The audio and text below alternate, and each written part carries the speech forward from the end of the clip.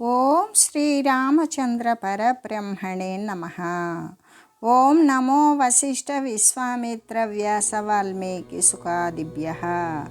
ఓం శుక్లాం భరధరం విష్ణుం శశివర్ణం చతుర్భుజం ప్రసన్నవదనం ధ్యాయేత్ సర్వవిఘ్నోపశాంతయే. ఓం నమో బ్రహ్మాదిభ్యో బ్రహ్మ విద్యా సంప్రదాయ కర్తృభ్యో వంశ ఋషిభ్యో మహద్భ్యో నమో గురుభ్యః. ఓం శ్రీరామో రామభద్రశ్చ రామచంద్రశ్చ శాశ్వతః రాజీవలోచన శ్రీమాన్ రాజేంద్రో రఘుపుంగవః.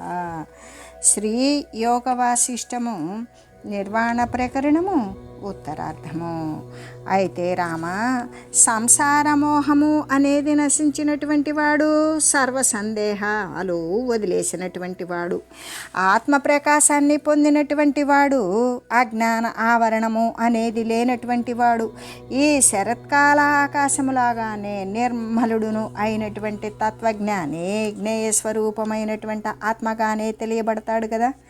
అంటే సంకల్పరహితుడు, నిరాధారుడు, శాంతుడు అగు జ్ఞాని తన యొక్క స్పర్శ చేత అంటే తనను ఎవరైతే ఆశ్రయించి ప్రణామాలు సేవలు చేసి తనను స్పృశిస్తారో, అటువంటి తనని తాకుతారో అటువంటి జనులకు పాపాన్ని నశింపజేస్తాడు. అంతేకాదు, బ్రహ్మలోకము నుండి తెంచినటువంటి వాయువులాగానే, బ్రహ్మలోకము నుండి వచ్చినటువంటి పరిశుద్ధమైనటువంటి గాలిలాగానే వారి యొక్క మానసేంద్రియాలు, మనోబుద్ధి చిత్తాహంకారాలు కూడా శాంతిని కలిగిస్తాడు. వాటి యందు తాపత్రయాలను నశింపజేసి శాంతిని స్థాపింపజేస్తాడు. ఈ యొక్క పదార్థ రూపాల యొక్క ప్రాప్తి ఏ విధంగా ఉంటుంది అంటే, అసత్పదార్థ రూపముల ప్రాప్తి యొక్క వస్తు స్వభావము కలలో అనుభవించినటువంటి స్వర్గానుభవాలను గురించి చూసినట్లుగానే ఈ యొక్క బిడ్డలు లేనటువంటి మహిళకు పుట్టినటువంటి బిడ్డల యొక్క దర్శనం లాంటిదే అవుతూ ఉంటుంది. అంటే ఆ పదార్థాల యొక్క వస్తుత్వం అనేది సత్యము కాదు అని చెబుతూ, స్వప్నమందలి వంధ్యాపుత్ర దర్శనములాగానే కలలో ఆ గొడ్డురాలి బిడ్డను దర్శించినట్లుగానే అవిద్యమానమై ఉన్నప్పటికీ కూడా, అంటే గొడ్డురాలి బిడ్డ కనబడతాడా? కనబడడు. కనబడకపోయినప్పటికీ కూడా ఈ జగత్తు అనుభవింపబడడం అనేటువంటిది ఏదైతే ఉన్నదో అదే కదా పదార్థము కానటువంటి అసత్పదార్థాల ప్రాప్తి యొక్క వస్తువు యొక్క స్వభావం లేకనే ఉన్నట్లుగా కనబడుతూ ఉంటుంది. అంటే అసత్యమైనటువంటి ఈ యొక్క సంసారమునందు ఇక్కడ సృష్టి కానీ, స్థితి కానీ, లయాలు కానీ, వీటిల్లో బంధాలు మోక్షాలు గురించినటువంటి శబ్దాలు ఏవైతే, మాటలు ఏవైతే ఉన్నవో ఇవన్నీ కూడా వంధ్యాపుత్ర సదృశంలాగానే, అంటే గొడ్డురాలి బిడ్డ పోలికలాగానే ఉండవి. ఇక వాటి యొక్క అర్థాన్ని సిద్ధింపజేసుకునేటువంటిది ఎక్కడి నుండి ఉత్పన్నమవుతుంది అంటే, ఎప్పటికీ కూడా నిర్మింపబడనటువంటిది, ఏ భావానికి కూడా విషయము కానటువంటిది, దానికి ఎటువంటి ఆధారము లేనటువంటిది అయిన ఈ జగత్తు ఏ విధంగా ఉంది? బ్రహ్మరూపము చేత సత్యమై ఉన్నది. అదే బ్రహ్మరూపము లేకపోతే జగత్తు కూడా లేదు. కాబట్టి బ్రహ్మరూపాన్ని ఎవరైతే అంగీకరించలేదో, ఆ బ్రహ్మరూపాన్ని అంగీకరింపని పక్షంలో ఈ జగత్తు కూడా ఎట్లా ఉంటుంది అంటే, ఇక్కడ జగత్తుకు మూలము బ్రహ్మమే. అసలు జగత్తును చూడకుండా ఉంటే ఉండేది బ్రహ్మమే. బ్రహ్మమే ఉంటుంది. నువ్వు జగత్తును చూసినా బ్రహ్మమును చూసినా ఉండేటువంటిది బ్రహ్మమే. ఈ జగత్తు అనేటువంటిది బ్రహ్మము నుండి జాలువారినిది, బ్రహ్మమునందు లీనమవుతుంది. అంటే నువ్వు జగత్ రూపంలో చూస్తే భ్రమ కారణంగా నువ్వు బ్రహ్మమును చూడలేకపోతున్నావు. లేకపోతే నీవు జగత్తు గనక మిథ్యాస్వరూపంగా భావించినా, లేదా జగత్తు కూడా బ్రహ్మభావనగా భావించినా అక్కడ మళ్ళీ మరొకటి ఉండదు.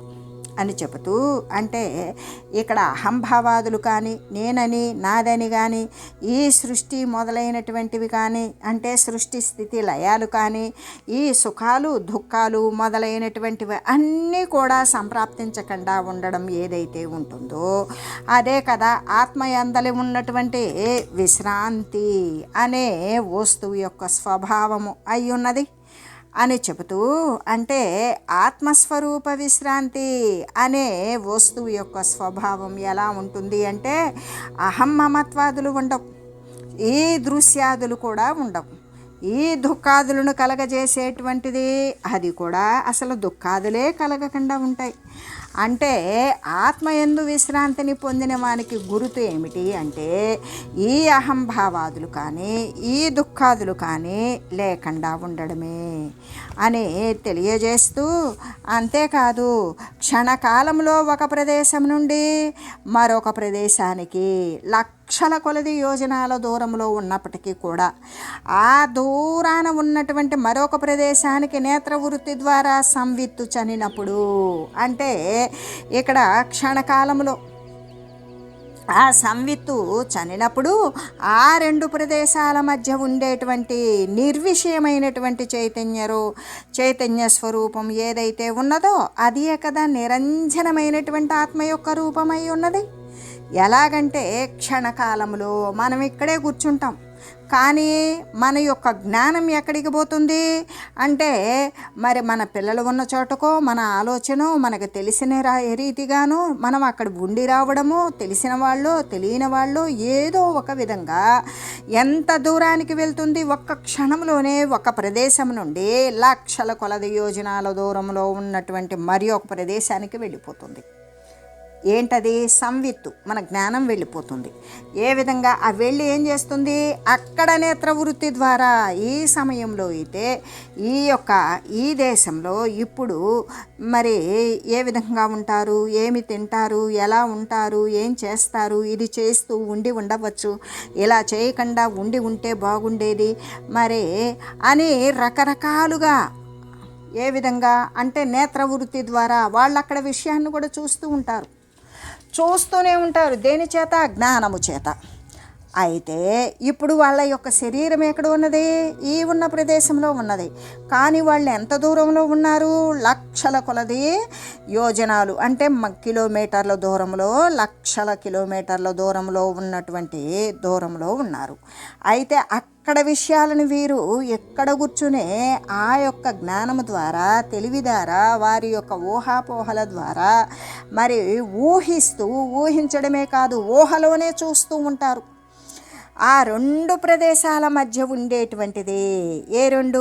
వాడు ఉన్నటువంటి ప్రదేశము, వాడు అక్కడ అనుసరిస్తూ ఉన్నటువంటి ఏది తెలివితో అనుసరిస్తూ ఉన్నటువంటి ఊహాజనితమైనటువంటి ప్రదేశము.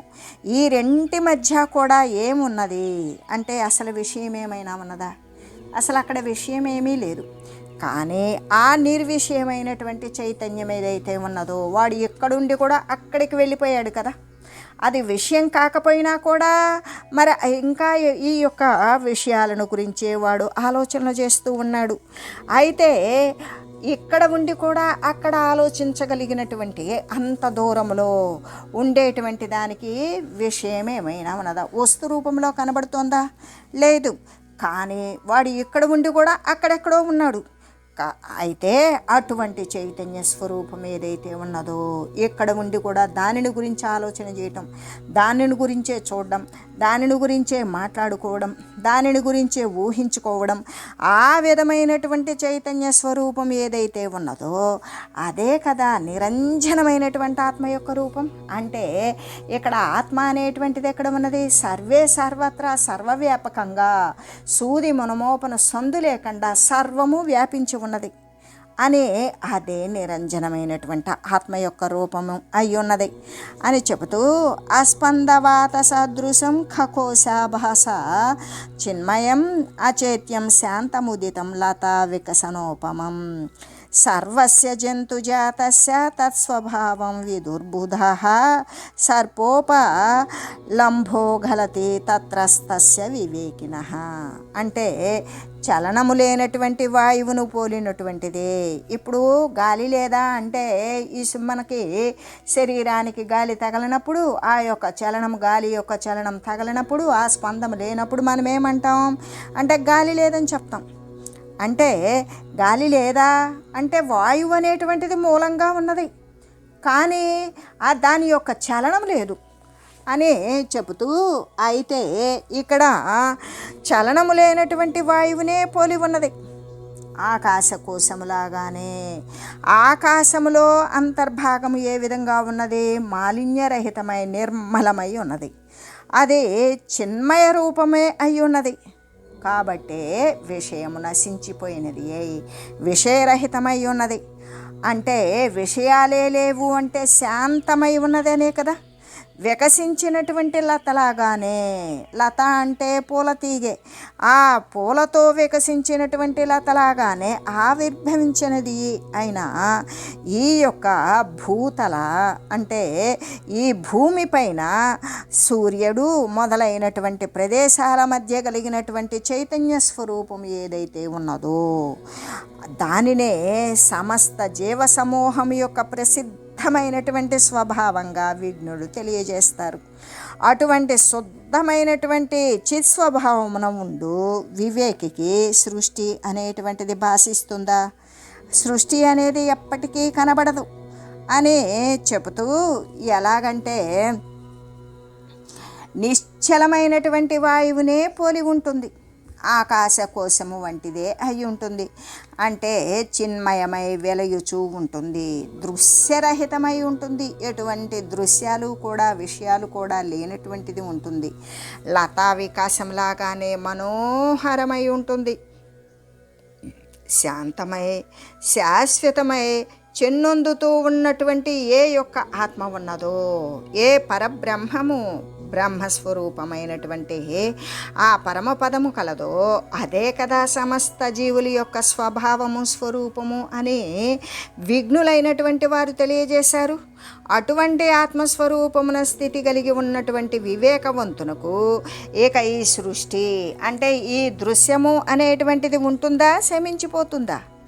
అంటే ఎప్పుడైతే ఆత్మస్వరూపమున స్థితి కలిగి ఉన్నటువంటి సత్య వస్తువు మాత్రమే ఉన్నది, రెండవది లేదు అనే దృష్టి కలిగి ఆ పరమపదమునందే స్థితి కలిగి ఉన్నటువంటి వానికి ఈ దృశ్యము అంటే ఈ సృష్టి స్థితి లయాలతో కూడినటువంటి ఏ దృశ్యమైతే ఉన్నదో అదంతా నశించిపోయింది అని చెబుతూ, అంతేకాదు సుషుప్తి యందు అంటే గాఢమైనటువంటి నిద్రయందు స్వప్న బుద్ధి ఉన్నదా?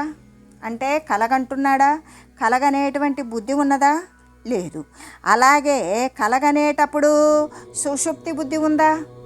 వాడు కలను అనుభవిస్తున్నాడు, అక్కడ ఏమీ లేని గాఢమైనటువంటి చీకటి, ఏమీ తెలియబడినటువంటి పరిస్థితి అనేది స్వప్నాన్ని అనుభవించేటప్పుడు సుషుప్తి స్థితి లేదు. సుషుప్తి అంటే గాఢ నిద్రయందు స్వప్నాన్ని అనుభవించేటువంటి బుద్ధి లేదు. కానీ చైతన్యమునందు సాక్షి రూపత్వము చేత సర్వత్రా ఉండి ఉన్నది. ఈ చైతన్యం సాక్షి రూపంలో జాగ్రత్తలో ఉంది, స్వప్నంలో ఉంది, సుషుప్తిలో ఉంది. అయితే వాస్తవానికి స్వప్నము కానీ సుషుప్తుల వలె కానీ ఈ సృష్టి ప్రళయము అనేటువంటివన్నీ కూడా భ్రమరూపాలే అయ్యున్నవి కదా. ఎప్పుడు మెలకువలోకి వచ్చినప్పుడు. ఈ భ్రమరూపాలు అని ఎప్పుడు తెలుస్తాయి? జ్ఞానంలోకి వచ్చినప్పుడు అని చెబుతూ, అంటే భ్రాంతి వస్తువు యొక్క స్వభావము భ్రాంతి వస్తు స్వభావం అవ్వడం చేత భ్రాంతి అనేటువంటిది ఏంటి? వస్తువు యొక్క స్వభావమే అయి ఉన్నది. యథార్థంగా స్వప్నము కానీ సుషుప్తి కానీ సృష్టి కానీ ప్రళయము కానీ లేనివే అయి ఉన్నవి కదా. అదే జాగ్రత్తలో ఉన్నప్పుడు సుషుప్తి లేదు, స్వప్నము లేదు. అదే జ్ఞానములో ఉన్నప్పుడు, ఆ తత్వజ్ఞానములో ఉన్నప్పుడు, ఆత్మతత్వ విచారణ సమయంలో సృష్టి లేదు, ప్రళయము లేదు, ఇవేవి లేనివే అయ్యున్నవి. అప్పుడు ఏమి అయ్యున్నది? ఇవి లేవు, అస్థిరమైనవి, వచ్చిపోయేవి లేవు అంటే సత్యమైనదేంటి అంటే సత్యమై శాంతమై ఉన్నటువంటి చిద్రూపము మాత్రమే అంతటా నిండిపోయి ఉన్నది. అప్పుడు ఏమవుతుంది? భ్రాంతి అసత్య రూపమే అయి ఉన్నది కదా. ఎలాగంటే విచారించి చూచినట్లయితే అది ఎప్పటికీ కూడా లభించదు. ముత్యపు చెప్ప అందలి వెండిలాగానే అసత్యమైనది ఎలా పొందబడుతుంది? ముత్యపు చెప్ప కనపడుతుంది, అది సూర్యకిరణాలకు వెండిలా మెరుస్తుంది. మనం అక్కడికి వెళ్తే ముత్యపు చెప్పే కనిపిస్తుంది. మనకు కనబడినటువంటి సూర్యకిరణ తాపము చేత కనబడిన వెండి మనకు లభిస్తుందా? లభించదు, అది అసత్యమయ్యే ఉంటుంది. అలాగే భ్రాంతి ఎప్పుడూ కూడా అసత్య రూపమే అయి ఉంటుంది. అది విచారించి చూస్తే అది వాస్తవానికి అది లభించాలి. అసత్యము కాకపోతే సత్యమైతే అది లభించాలి. అసత్యము కాబట్టే విచారించి చూసినప్పుడు అది లేకుండా పోతుంది. కాబట్టి ఏ వస్తువైతే పొందబడకుండా ఉంటుందో అంటే లభ్యము కాకుండా ఉంటుందో అది లేనిదే అవుతుంది కదా. లేని దానిని గురించి ఎంత ప్రయత్నించినా కూడా అది లేదు, రాదు. విచారించి చూచినట్లయితే భ్రాంతి అనేటువంటిది పొందబడదు. అసలు ఎప్పుడైతే తత్వజ్ఞానంతో కూడి విచారిస్తారో భ్రాంతి అనేటువంటిది అసలు ఉత్పన్నమే కాదు, భ్రాంతి అనేది పొందబడదు. కాబట్టి అది అసంభవమే అగుచూ ఉన్నది కదా. దేని యందు అసంభవం అవుతుంది? పరమార్థమునందు అసలు భ్రాంతి అనేది పుట్టనే లేదు. భ్రాంతి కంటే ఇతరమైనటువంటి సంప్రాప్తమయ్యేటువంటిది ఏ యొక్క జ్ఞాన రూపమే అయి ఉంటుంది కదా. ప్రమారూపము అంటే భ్రాంతి కంటే ఇతరమైనదేంటి అంటే అది సత్యమైనది. ఆ సత్యమైనది సంప్రాప్తం అయ్యేటువంటిది. అసత్యాన్ని ఎంత వెతికినా అది లభించదు. సత్యం అనేటువంటిది ఒకంత దానిని చేరగలిగితే అది సంప్రాప్తం అయ్యేటువంటిది. కాబట్టి అది జ్ఞానరూపమే అయి ఉన్నది. అది సాక్షి స్వభావం కంటే వేరైనటువంటిదా అంటే కాదు. కాబట్టి సాక్షియగు చిద్రూపమున కంటే ఇతరమైనటువంటి సత్య వస్తువు అనేది లేనే లేదు కదా అని చెబుతూ స్వభావ ఏవ సర్వస్మై స్వదతే కిల సర్వదా అనానైవ హి నానేవ కిం వాదైః సంవిభావ్యతాం. కాబట్టి ఓ రామచంద్ర, ఈ యొక్క చిత్స్వభావమే ఏకమైనప్పటికీ కూడా ఈ చిత్స్వభావము అనేటువంటిది ఒక్కటే అయి ఉన్నది. అయినా కూడా అది వివిధ రకరకాలైనటువంటి రూపాలలో కనబడుతూ ఉంటుంది.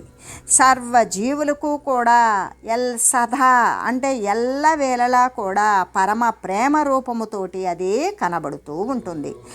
ఆ సాక్షియగు చిద్రూపాన్నే నీవు భావించు.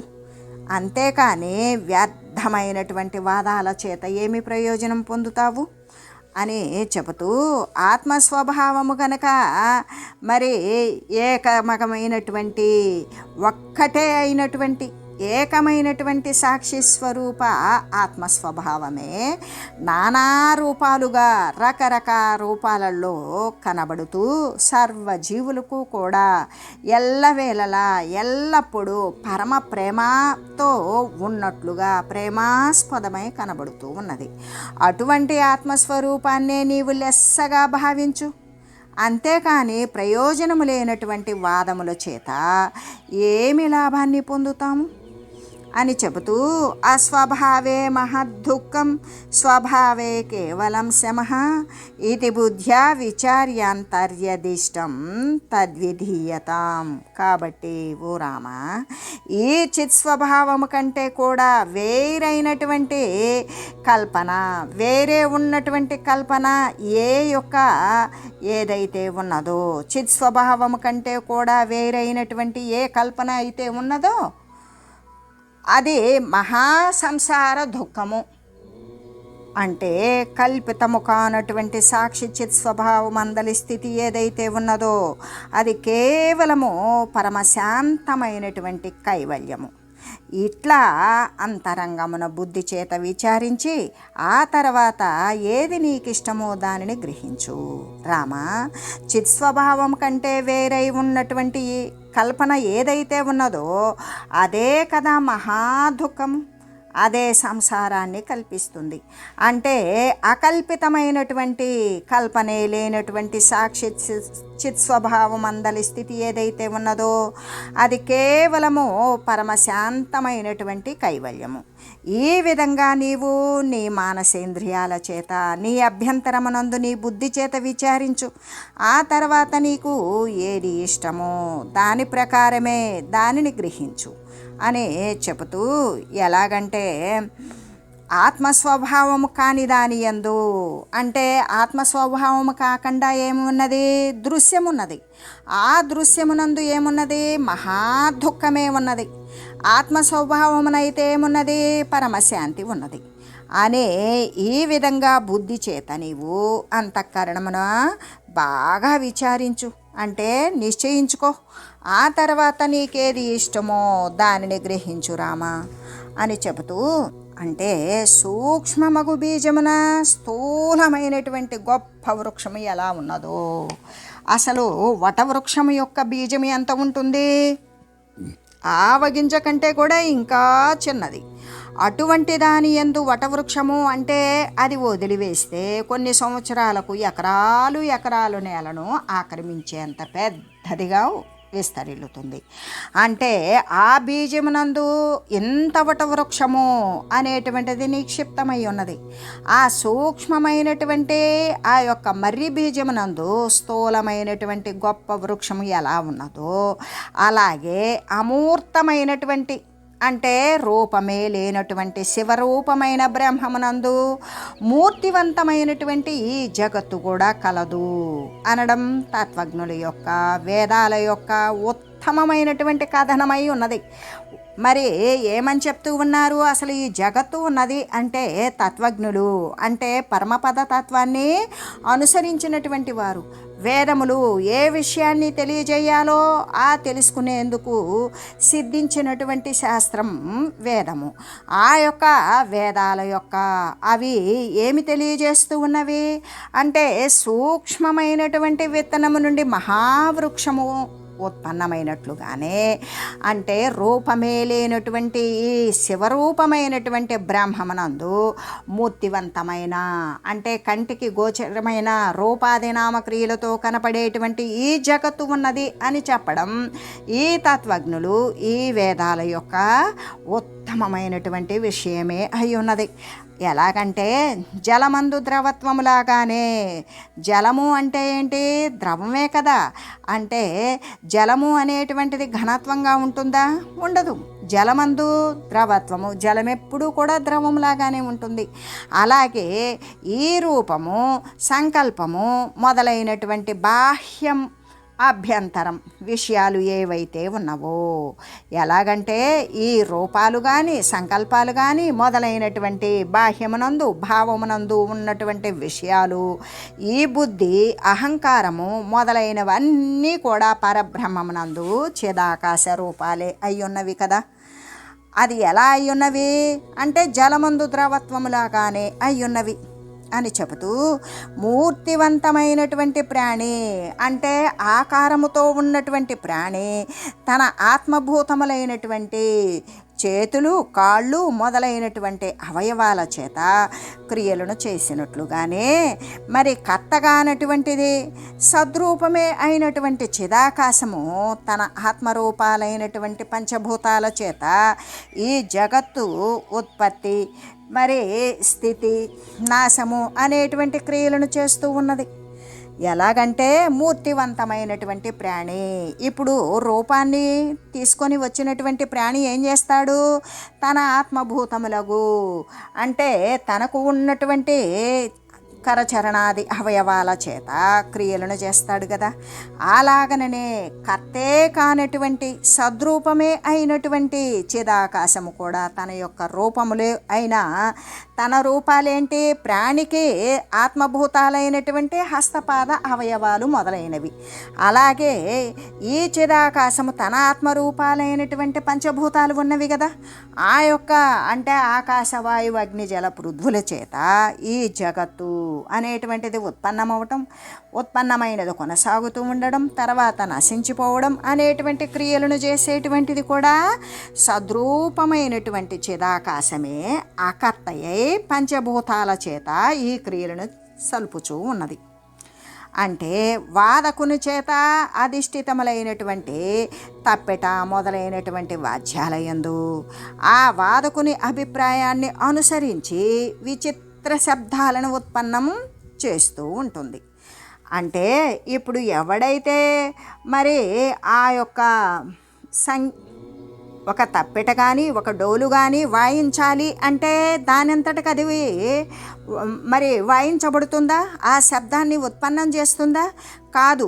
ఆ వాదకుని చేత అధిష్ఠితములైనటువంటి ఏ తప్పెట్లు, డోలులు, డమరుకాలు మ్రోగించాలి అనుకున్నారో ఆ వాదకుని యొక్క ఆయన మనసులో ఏ అభిప్రాయము, ఏ రకంగా దానిని మ్రోగించాలి అనేటువంటి దానిని అనుసరించి ఆయన యొక్క వాదకుని యొక్క అభిప్రాయాన్ని అనుసరించి విచిత్రమైనటువంటి శబ్దాలన్నీ కూడా ఉత్పన్నమవుతాయి. అలాగే ఇక్కడ జడత్వ కారణము చేత స్వతహాగా వ్యవహారమునందు అసమర్థములే అయి ఉండడము చేత మన యొక్క ఈ యొక్క శ్రీ వశిష్ఠ శ్రీరాముడు అనేటువంటి ఈ వశిష్ఠ రామాది దేహాదులు అంటే నేను వశిష్ఠుడనని నీవు రాముడువని ఈ మొదలైనటువంటి అభిప్రాయాలను తెలియజేసేటువంటి శబ్దాలు కానీ ఈ చిదాత్మే అధిష్టానంగా కలిగి ఉన్నందువలన ఇక ఈ యొక్క నాలుక మొదలైనటువంటి కారణాల ద్వారా కూడా ఇవన్నీ ఉత్పన్నమవుతూ ఉన్నవి. అంటే ఎవడైతే వాయిద్యకాడు తన యొక్క అభిప్రాయాన్ని బట్టి ఆ యొక్క వాయిద్యాల మీద, వాద్యాల మీద ఏ విధంగా తన అభిప్రాయాన్ని బట్టి విచిత్రమైనటువంటి శబ్దాలను ఉత్పన్నం చేస్తాడో అలాగే ఈ యొక్క జడత్వ కారణము చేత అంటే కదలని కారణము చేత స్వతహాగా వ్యవహారమునందు అవన్నీ కూడా అసమర్థాలే అయి ఉన్నవి. అంటే మన యొక్క అంటే నీ యొక్క నా యొక్క అంటే వశిష్ఠుడని రాముడు అనేటువంటి ఈ యొక్క దేహాలు ఉన్నవి కదా. నేను అని నీవని మొదలైనటువంటి అభిప్రాయాలను తెలిపేటువంటి ఈ శబ్దాలన్నీ కూడా చిదాత్మ అధిష్టానంగా కలిగి ఉన్నందువలననే ఈ నాలుక నుండి, నోటి నుండి ఈ యొక్క ఉపకరణాలు అవయవాల నుండి కూడా నేనని నీవని కూడా ఈ మాటల ద్వారా ఉత్పన్నమవుతూ ఉన్నవి. ఎలాగా? అది చిదాత్మే అధిష్టానంగా ఉన్నది కాబట్టి.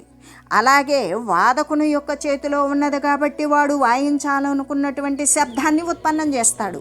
అలాగే చిదాత్మే అధిష్టానంగా కలిగి ఉన్నందువల్ల ఈ యొక్క మనకు ఉన్నటువంటి నోరు, నాలుక, పళ్ళు ఇటువంటి అవయవాల ద్వారా నీవని నేనని అనేటువంటి ఈ యొక్క దేహాదులు అభిప్రాయాలను తెలిపేటువంటి జిహ్వాది కరణాలుగా ఉత్పన్నమవుతూ ఉన్నవి అని చెబుతూ ఏదైతే అవిచారము చేత భాషిస్తుందో, ఏదైతే ఆత్మతత్వ విచారణము లేకుండా కనబడుతూ ఉంటుందో అది మరి తత్వజ్ఞానము చేత విచారించినప్పుడు అది కనపడకుండా పోతుందో.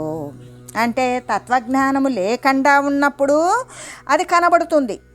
మరి ఎప్పుడైతే జ్ఞాన విచారణ ద్వారా చేసినప్పుడు అది కనబడకుండా ఉంటుందో అది ఎల్లప్పటికీ సర్వదా ఎప్పటికీ లేనిదే అవుతుంది. కాబట్టి అవిచార సిద్ధమైనటువంటి అసలు విచారము లేకుండా సిద్ధించేటువంటి ఈ జగత్తు యొక్క జడత్వము అనేటువంటి అంశరూపము ఆ స్వరూప శూన్యమే అవుతూ ఉన్నది కదా. కాబట్టి బ్రహ్మస్వభావము చేతనే స్థితి కలిగి ఉన్నది, అవుచూ ఉన్నది. ఇదే కదా జగత్తు యొక్క వాస్తవ స్థితి. ఎలాగంటే ఏదైతే మనం విచారించలేదో, దేనిని గురించి తెలుసుకోవాలి అనుకోలేదో అప్పుడు మాత్రమే కనబడుతుంది. ఇది సత్యమేనా అని విచారించినప్పుడు ఆ జగత్తు లేకుండా పోతుంది.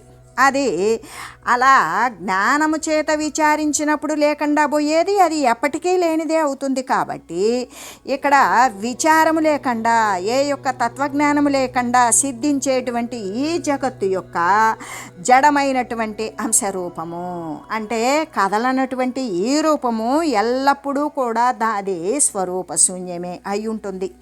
కాబట్టి బ్రహ్మము బ్రహ్మస్వభావముననే స్థితి కలిగి ఉన్నదవుతుంది. కాబట్టి ఇదే ఈ జగత్తు యొక్క వాస్తవమైనటువంటి స్థితి అని తెలియజేస్తూ, ఓం మంగళం శ్రీ గురుదేవాయ మహనీయ గుణాత్మనే సర్వలోక శరణ్యాయ సాధురూపాయ మంగళం. ఓం మంగళం కోసలేంద్రాయ రామాయ రామభద్రాయ చక్రవర్తి తనూజాయ సార్వభౌమాయ జానకీ వల్లభాయ శ్రీరామచంద్రాయ మంగళం. ఓం తత్సత్.